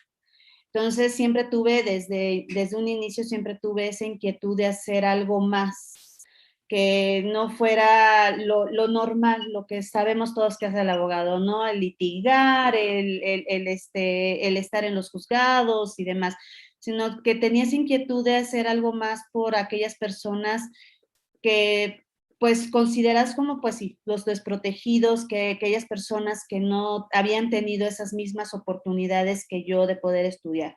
Por lo que en un principio en la universidad empecé a trabajar con los indígenas en diferentes lugares de la Sierra de México, por ejemplo en Puebla, en Oaxaca, en Hidalgo, en Veracruz. Y en esas comunidades, yo creo que en esas primeras comunidades tuve mi primer acercamiento con la migración. O sea, ¿por qué? Porque pues llegaba a esas comunidades y eran comunidades netamente donde solamente había niños pequeños y mujeres, porque la mayoría de los varones o los adolescentes pues migraban para Estados Unidos para buscar mejores condiciones de vida. Obviamente, la gran parte de esas comunidades, una característica aparte de que nada más habían mujeres y niños, pues era de que había casas enormes, pero solas. Porque una vez que los varones migraban, pues mandaban obviamente los dólares para construir esas casas, pero una vez que las construían, pues mandaban por la familia en una mayor parte. Y cuando tenía la oportunidad de platicar con los niños con esos niños que se quedaban, pues a la hora de que tú platicabas y les decías la típica pregunta que se les puede hacer a un niño, ¿qué quieres hacer de grande? En lugar de que te dijeran, ¿sabes qué? Quiero estudiar, quiero trabajar, quiero ser policía, bombero, lo que tú quieras, lo primero que te decían era, quiero irme para Estados Unidos. Lo que quiero hacer es irme a Estados Unidos porque quiero tener una casa igual de grande como la de fulanito, la familia tal, ¿no? O sea, ¿por qué? Porque ese era el ideal, o sea, tener esas casas grandotas, que es lo que más se puede ver en lugares de la sierra, y que pues alejadísimas, ¿no? De todos los servicios que se pueda dar, como, no sé, hospitales, agua potable y demás, pero las casas están increíbles. Entonces, obviamente, el ver que los niños, lo primero que decían era, y su deseo era querer migrar, pues fue como que mi primer motivo para entender por qué carambas estaban migrando. ¿Por qué no quedarse en nuestro país, que es tan rico, que tiene muchas oportunidades? Entonces, bueno, de ahí empezó y empecé a conocer un poco más sus historias, y posteriormente en la maestría tuve la oportunidad de hacer una investigación en cuanto a la migración, y una de las tareas que me dejaron fue preguntarles a las mujeres, principalmente familiares, amigas, que habían migrado, cómo había sido su tránsito, cómo había sido su tránsito hasta llegar a Estados Unidos. Obviamente, pues no fue fácil. Cuando escuché todas las historias de esas amigas, de esas mujeres familiares, pues me di cuenta de entrada que no todas decían cómo había todo lo que habían padecido durante su tránsito, que habían tenido intentos de violaciones, que habían querido secuestrarlas, nunca les decían a sus familiares, y también sus familiares nunca se preocupaban por preguntarles cómo había sido su tránsito.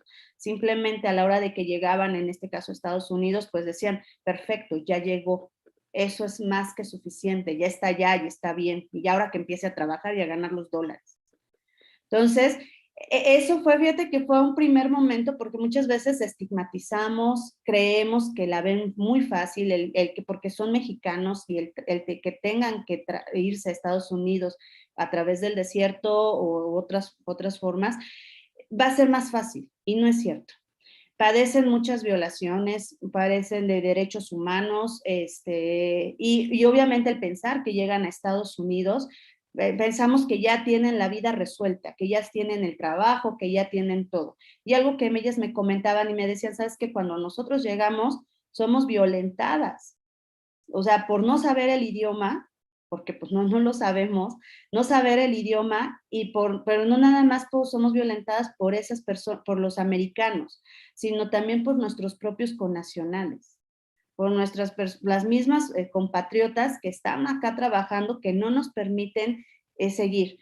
Y a pesar de eso, bueno, ya conforme fui avanzando y con lo que es el trabajo, pues he tenido también la oportunidad de tener clientes que son migrantes, y a la hora de ver que la familia en México también los violenta porque piensan que estando allá en Estados Unidos ganan los miles de dólares, pues también son violentados, porque pues obviamente les roban, la misma familia, los mismos padres, los hermanos les roban, como decía de Ramón, a la hora de que son retornados, muchas veces ellos piensan que ya tienen un ahorro acá en México, que tienen una casa que ya construyeron porque mandaron los dólares, y cuando ven la realidad no tienen absolutamente nada.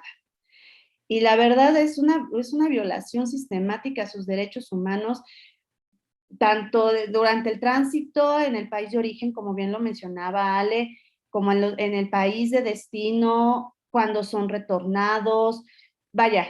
Y ahí es donde me pregunté, ¿qué es lo que puedo hacer yo con mi carrera? O sea, porque no nada más puedo estarme quedando en esa parte de litigar, sino que decir, ¿sabes qué? ¿Qué puedo hacer yo? ¿Qué más puedo ofrecer mi carrera? ¿Qué más puedo ofrecer yo como abogada para poder ayudar y no nada más quedarme con el estudio, con el título, con el ir a los juzgados y ya, nada más, sino ver más allá. Y obviamente, pues ya, yo creo que la vida misma, Dios te va poniendo a las personas en los lugares correctos, y ahí fue cuando tuve la oportunidad hace 3 años aproximadamente de conocer a Ramón, conocer su trabajo en la 72, y obviamente que fue uno de los puntos que fueron muy inspiradores en Guadalajara para que la misma provincia franciscana de México pues se comprometiera a hacer un trabajo con los migrantes.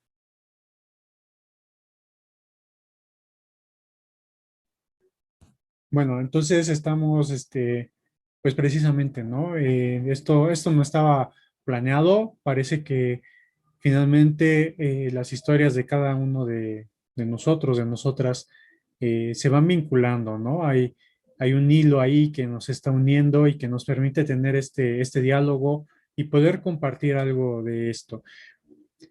Betty, en este punto ya estamos, ya nos platicaste, ¿no? ¿Cuál fue como esta experiencia que te llevó a participar en la defensa de derechos humanos de personas migrantes? Pero ahora esta experiencia que tú tienes en el comedor franciscano ahí en Cholula, cómo es este espacio? ¿Qué es lo que, vamos a decir, tanto haces tú, pero también qué es lo que hace este espacio? ¿Cómo está ayudando y cómo se está vinculando con la ayuda a las personas migrantes? Bueno, este es un espacio que se abrió hace 3 años aproximadamente, y tenemos, bueno, son 3 años, pero con año y medio de estar cerrados con esto de la pandemia. Es un anexo del convento de San Gabriel Cholula, y en se les da apoyo a los migrantes que vienen de paso con los alimentos, con la asistencia a ellos. Eh, Básicamente es eso, los alimentos, darle los alimentos, si tenemos ropa y ellos, y zapatos, todo eso se les da. Ahorita con la pandemia, pues tuvimos la desgracia de que por órdenes del gobierno se tuvo que cerrar todos los albergues de Puebla. Solamente se consideró que se quedara abierto uno, que es el más grande, que es el de la Asunción. Pero de ahí en fuera todos tuvimos que cerrar. Y pues no nos quedó más que ahorita en estos momentos el tener que salir al encuentro con los migrantes, a llevarles el alimento, porque pues, como bien lo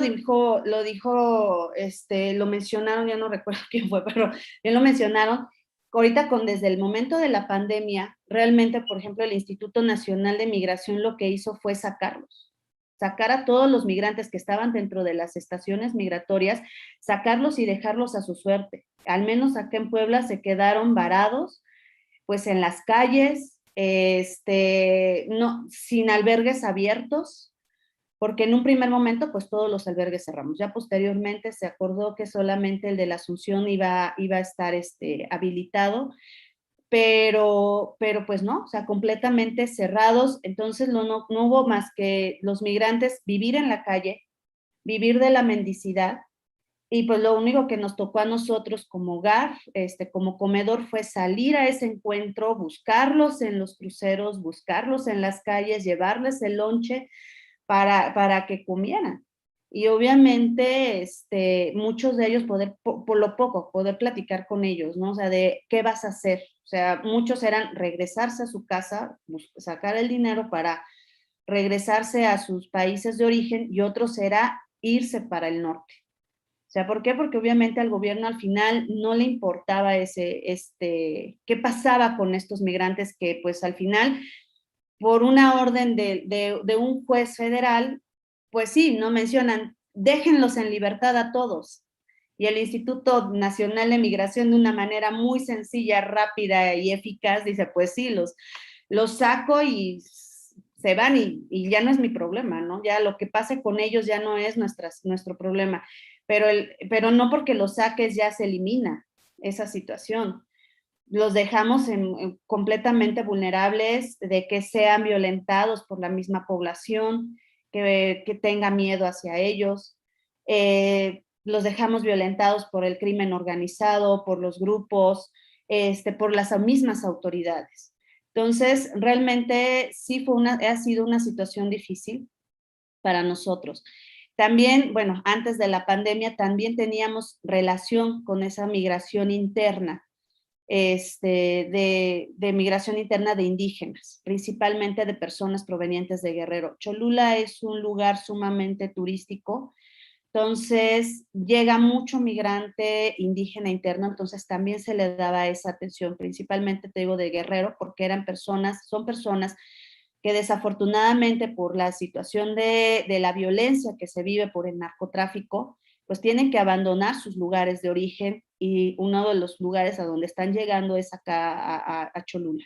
Entonces también teníamos ese acercamiento con ellos, darles la asistencia, darles alimento, la convivencia, el estar conviviendo constantemente con ellos para decirles que no estaban solos, porque también son discriminados hasta también por hablar su lengua materna, ¿no? Entonces, es una situación constante. Y te digo, la pandemia, pues sí, nos ha ahorita cambiado toda la forma en la que se trabajaba o se venía trabajando, pero pues eso no nos ha quitado las ganas ni los ánimos de seguir apoyando a nuestros hermanos migrantes y pues seguir saliendo a la calle, porque esa es la realidad, es seguir saliendo a la calle y seguir rifándolas como nos dice Norma, seguirle trabajando, o sea, porque no nos queda de otra. Ahora sí que si el gobierno no los ve, ¿quién los va a hacer? En esta, para ir concluyendo esta participación tuya, Betty, ¿cuál es el panorama que tú nos puedes exponer como, como profesional precisamente, muy especializada en este ámbito, sobre los derechos humanos de las personas migrantes? ¿Cuál es el panorama que tú nos puedes decir así, tal vez de una manera, yo sé que tal vez muy breve, pero que nos pudiera tal vez o le pudiera brindar al público una visión y poder ilustrar en su mente qué es lo que acontece, ¿no? Porque todo el mundo habla de los derechos humanos, qué es esto, qué es lo otro, de la defensa, pero ¿cómo realmente se hace esto, no? Y cuáles son las problemáticas que vienen con esta defensa de derechos humanos que podría abrir, tampoco es algo simple y no es algo sencillo de realizar. Sí, claro, mira, como bien lo mencionaron mis compañeros, la verdad es que las violaciones de los derechos humanos de los migrantes, pues obviamente se ha dado desde antes de la pandemia, ¿no? Hemos tenido una constante violación de sus derechos, que obviamente la pandemia lo agrava, lo empieza a agravar porque pues obviamente se declara una emergencia sanitaria en México que pues si bien como te lo mencionaba en un primer momento, varios colectivos que estaban en defensa de los derechos humanos de los migrantes solicitan un amparo a un juez federal y solicitan que se les reconozcan estos derechos a los migrantes, y el juez federal dice, sí, se les reconoce y en estos momentos de pandemia que se les asegure la salud y la vida a todos los migrantes. Obviamente el Instituto Nacional de Migración pues no toma las medidas necesarias para proteger ni la vida ni la salud de ellos.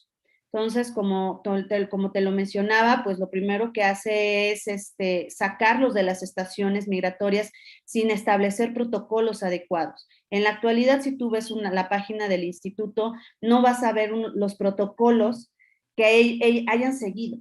Nunca los vas a encontrar.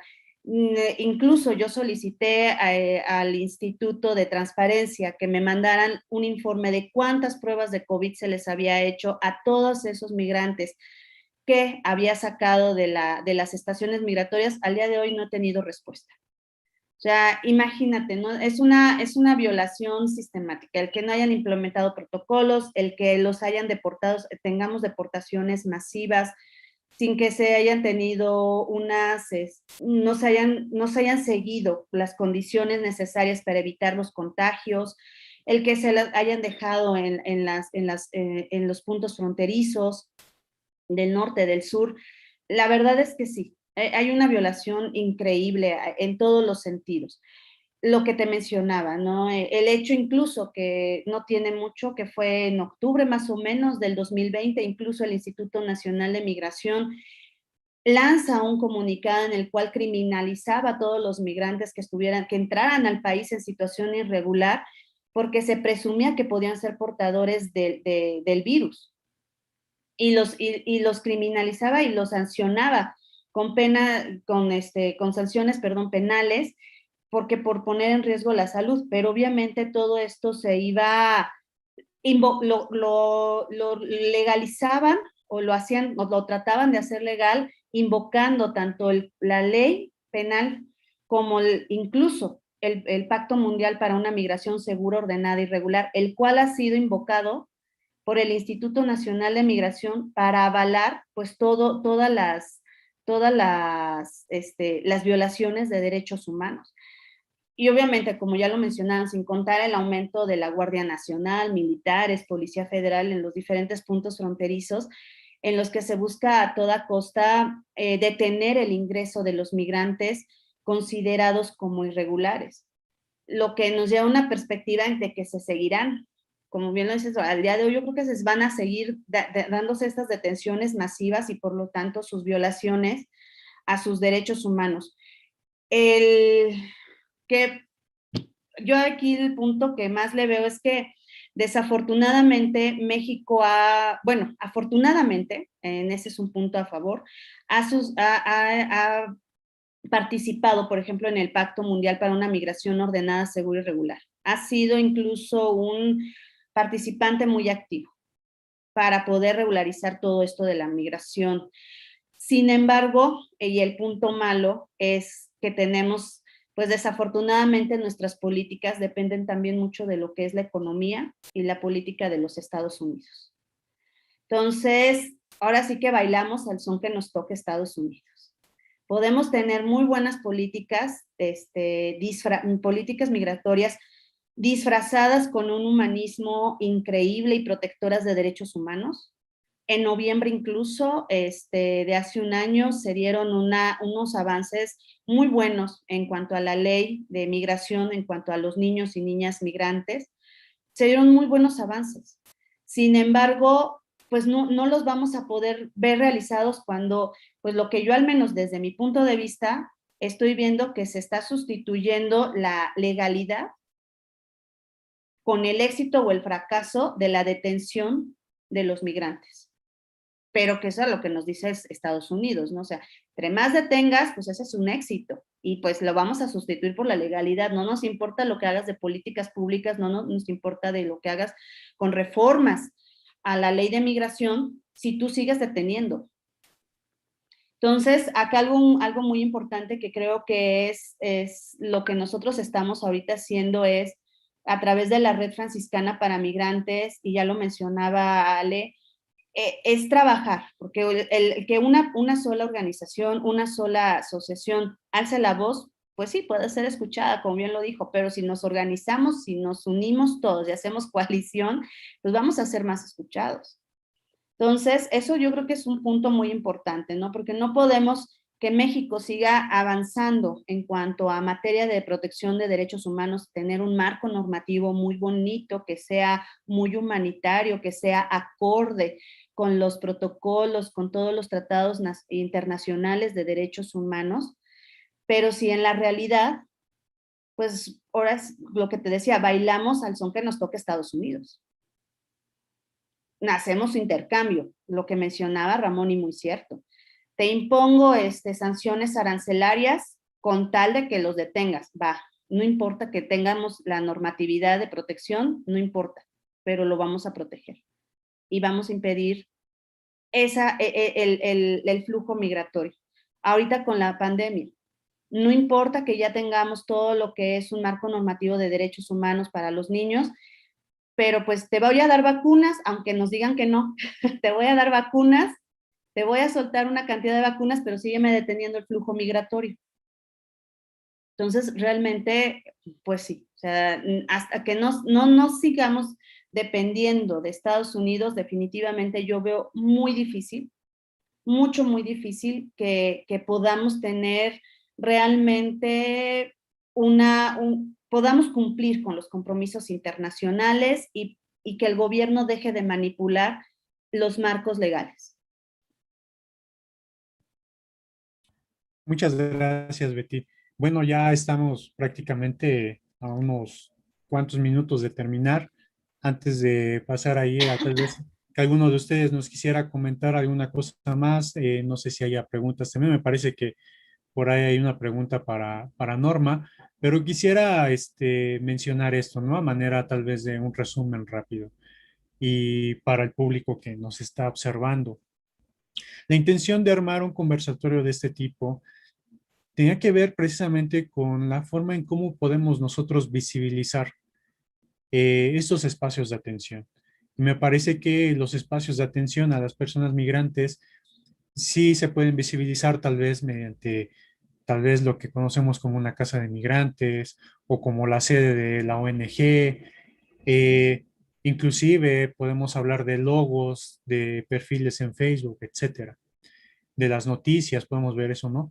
Pero me parece que hay una situación que regularmente se nos escapa y que es lo que ahora ustedes nos están compartiendo, son sus experiencias y poderlos conocer en sus caras, en sus emociones, en la forma en que nos comparten estas experiencias. Vaya, es una parte enriquecedora, ¿no?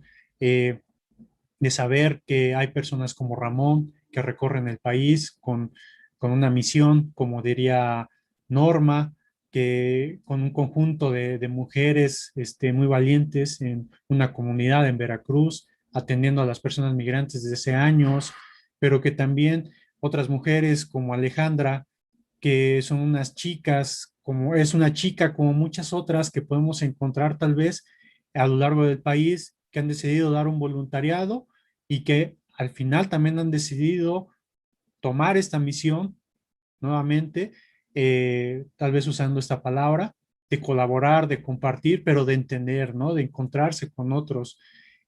O contigo, Betty, también, ¿no? Conocer, saber que muchas veces hablamos, ¿no? Del defensor de derechos humanos, de la defensora de derechos humanos, pero no sabemos quiénes son. Eh, Vaya, sabemos que muchas veces también hay que guardar la discreción, hay que tener cierto cuidado también con las situaciones, ¿no? De identidades, pero también es esta situación de cómo nos comprendemos, ¿no? Yo sé que cada uno de ustedes tiene problemas personales, tiene conflictos, digámoslo así, tal vez en sus vidas, en sus trabajos, y aún así tienen una fuerza bastante grande como para venir, compartir con nosotros, pero lejos de este conversatorio es lo que hacen fuera de este conversatorio, ¿no? Este espacio es uno de los pocos en los que ustedes pueden actuar y donde ustedes realmente están actuando con una incidencia que transforma el tejido social de este país y que crece, ¿no? Porque lo que ustedes inciden, tal vez de una forma directa o indirecta, con las personas migrantes, también está incidiendo en las relaciones que se hacen entre naciones, entre países, ¿no? Si ustedes no colaboraran, si ustedes no trabajaran con esto, si no se documentara, ¿no? Simplemente las injusticias, las violencias, si no se supiera de personas como las patronas, si no se supiera de casas como la 72, si no se supiera de ONGs, si no se supiera, por ejemplo, de lo que nos platica Betty sobre que el gobierno nos cierra, pero ahora nosotros salimos, ¿no? Tal vez en otros espacios, pues dicen, no salimos y lo dejamos así. Y de todo eso de ahí, desde abajo, posiblemente se están construyendo estas voces que reclaman una justicia, claro, pero que también nos hablan de un fenómeno que rebasa fronteras, rebasa cualquier otro límite fronterizo que nos pongamos enfrente. Y bueno, no sé si alguno de ustedes tuviese algo más que agregar a este espacio que se les dio, algo que nos quisieran comentar, agregar. Por ahí para la señora Norma había una pregunta que, Claudia, ¿cómo estaba la pregunta? Perdón, me parece que la dejó ahí alguien en el chat. Sí, mira, en principio los participantes quieren felicitar a los ponentes. Les parece que compartir sus experiencias ha sido bastante enriquecedor. Y la pregunta la hace Patricio. Él pregunta, ¿cómo es que surge el reconocimiento a las personas solidarias, apoyadoras en esta palabra patrona?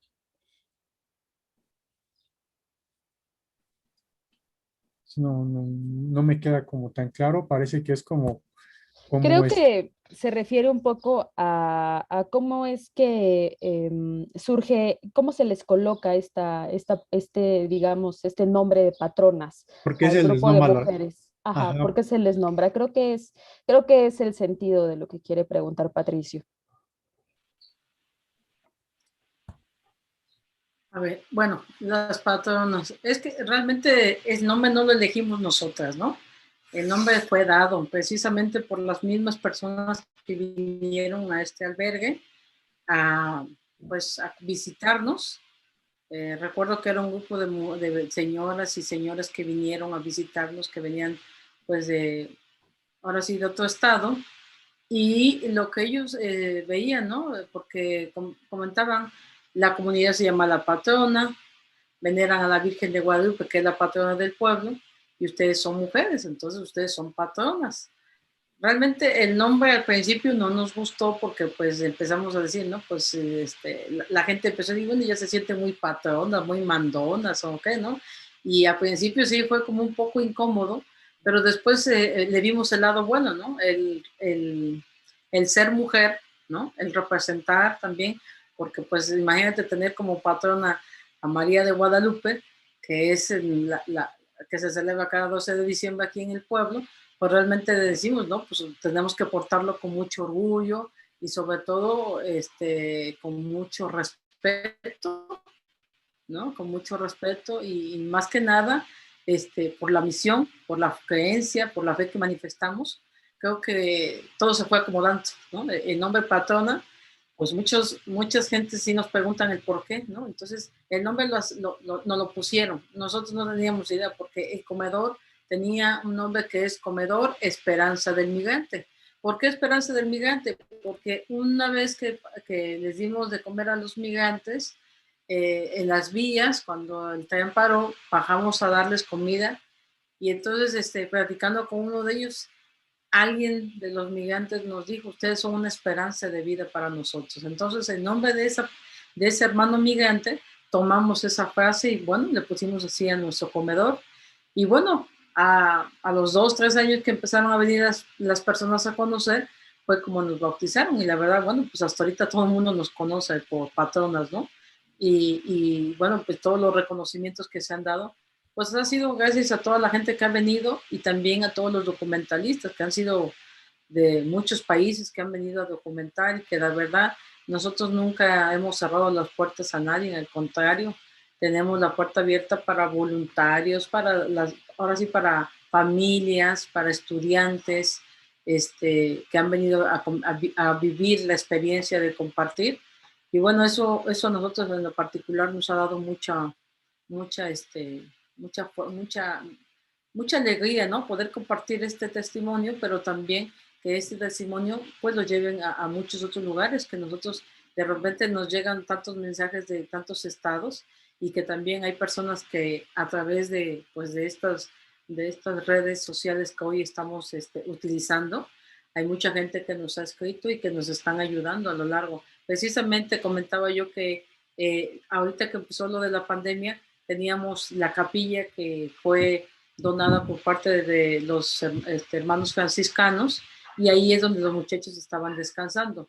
Y a través de un documental de una organización en Estados Unidos que se llama BAT, fue cuando nos contactaron por medio de nuestro correo para decirnos que qué necesitábamos, ¿no? Y lo que nos vino a la mente fue tener un salón múltiple para poder darles, pues ahora sí como dice, una posada más, pues más humana, porque en la capilla usábamos colchonetas, ¿no? Pero ya después de que nos donaron ese espacio, nos la acondicionaron con camas y la verdad fue algo muy bonito precisamente porque dice, ¿no? Es un espacio digno de una persona, ¿no? Aunque tenemos un espacio aquí donde está nuestra cocina, pero teníamos que tener cuidado con los que estaban llegando, precisamente para ver que no vinieran enfermos. Entonces, bueno, este espacio que nos donaron fue gracias a un documental que ellos vieron y que hoy en día ya está aquí, ya está ese espacio para la gente, y verdaderamente estamos muy agradecidos con todos los que han venido a documentar, con todos los medios, con las redes sociales que han hecho demasiada difusión y que nos ayuda bastante para que este proyecto que Dios inició siga dando pues luz y esperanza, no solamente a los migrantes centroamericanos, sino también a nuestros propios mexicanos que llegan aquí a pedir el descanso. Muchas gracias, Norma. Bueno, ya nos quedan exactamente 9 minutos. No sé si alguno de ustedes, Ramón, tal vez algo que nos quisieras sumar. Alejandra, Betty, no sé, ¿alguno de ustedes quisiera sumar algo? Bueno, Eric, yo para cerrar querría dejar como una última nota, ¿no? Y es que no perdamos de vista esta nueva crisis humanitaria que estamos viviendo con la migración de menores no acompañados, que presenta elementos como muy diferentes a las crisis anteriores que vivimos, tanto con el gobierno de Trump en mayo del 2019 como con la que mencionaba antes, ¿no? Del verano del 2014 con Obama, ¿no? Hay que desde la sociedad civil, de las casas del migrante, de los diferentes espacios, tenemos que estar como muy atentos, ¿no? Este comunicado que hizo el Instituto Nacional de Migración hace unas semanas, ¿no? Donde hablaba de instalar como 19 campamentos o albergues en la frontera sur, pero bueno, la verdad es que no ha habido como mucha más información de todo esto, y es un llamado también para que estemos documentando, observando, visibilizando, denunciando, ¿no?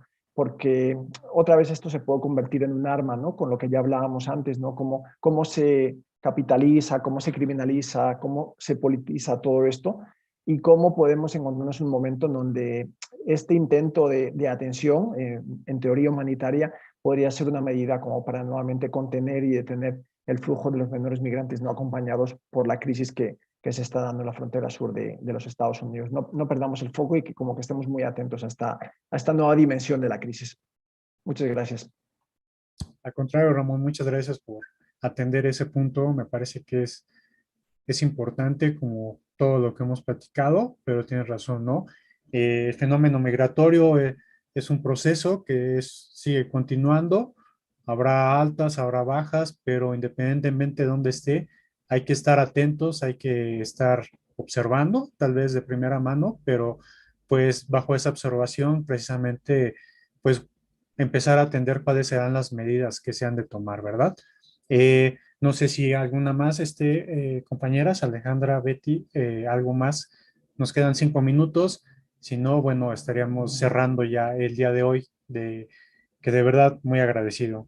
No hay ningún otro comentario, perdón.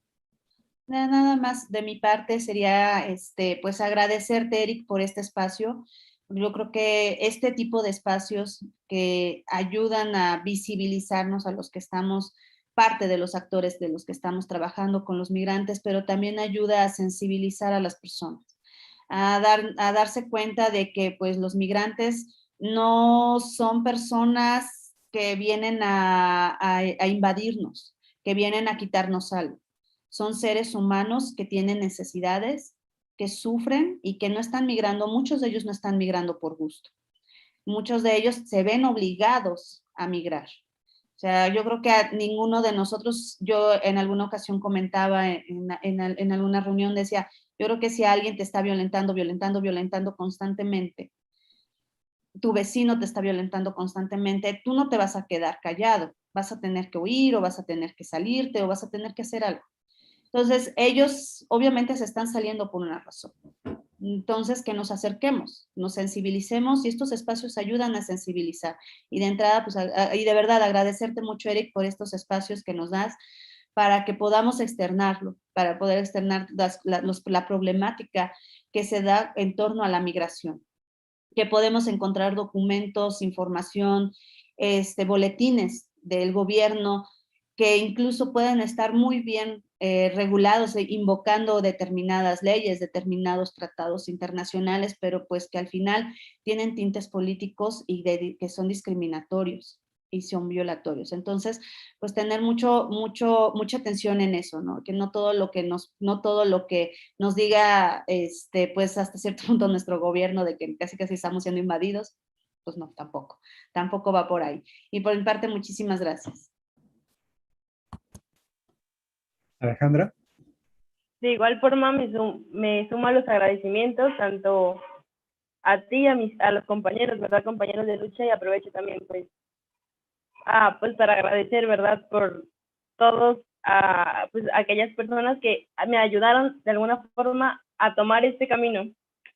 Y pues nada, que sigan existiendo estos espacios de difusión que son realmente importantes para la sociedad civil y justamente para defender los derechos humanos de las personas que están migrando. Bueno, pues justo atendimos el horario, bueno, que estuvo bien, creo que escuchamos bastante de cada una y uno de ustedes.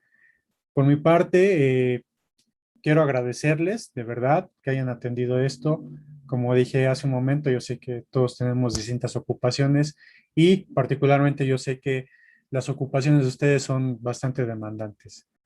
Inclusive la señora Norma hace rato que tuvimos que platicar que la posibilidad de que a lo mejor no iba a estar con nosotros, pero al final se logró estar y de verdad es muy afortunado y un agradecimiento muy grande de mi parte. También un agradecimiento de parte del posgrado en Ciencias Antropológicas para cada uno de ustedes que vaya, se nos ayudó también para brindar este espacio. Y pues nada más que un saludo fraterno, un abrazo, decirles que se les quiere, se les estima y que pues bueno, que el tiempo nos dé vida para podernos encontrar nuevamente. Muchas gracias